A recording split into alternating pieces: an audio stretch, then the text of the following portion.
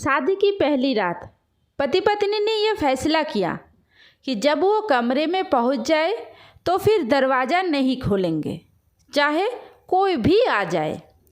अभी दरवाज़ा बंद किए हुए थोड़ी ही देर हुई थी कि दूल्हे के माता पिता कमरे के बाहर पहुँचे ताकि अपने बेटे और बहू को आशीर्वाद दे सके। दरवाज़ा खटखटाया और कहा कि हम दूल्हे के माता पिता हैं।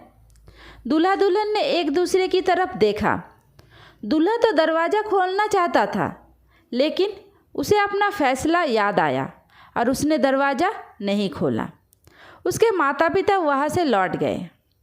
अभी कुछ ही देर हुई थी कि दुल्हन के माता पिता भी दूल्हे के घर पहुँचे ताकि वो भी उन्हें आशीर्वाद दे सके।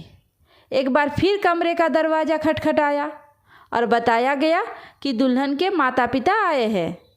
दूल्हा दुल्हन ने एक बार फिर एक दूसरे की तरफ देखा और फिर अपना फैसला याद किया।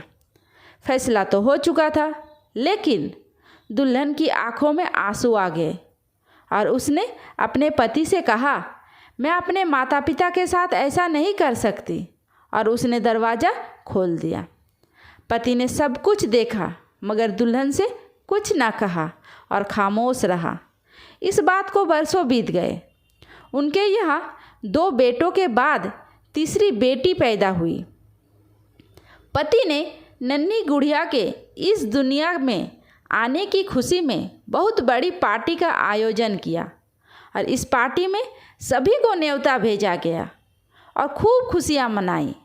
उस रात पत्नी ने अपने पति से पूछा कि आखिर क्या वजह है कि आपने इतनी बड़ी पार्टी का आयोजन किया, जबकि इससे पहले हमारे 2 बच्चों के पैदा होने पर हमने यह सब कुछ नहीं किया था। पति मुस्कुराया और बोला, मैंने बेटी के आने की खुशी पर पार्टी इसलिए रखी थी क्योंकि यह वो है जो मेरे लिए दरवाज़ा खोलेगी। पत्नी को बरसों पहले बीती बात याद आ गई और उसका सर शर्म से झुका। सच है, बेटियां तो हमेशा अनमोल होती है।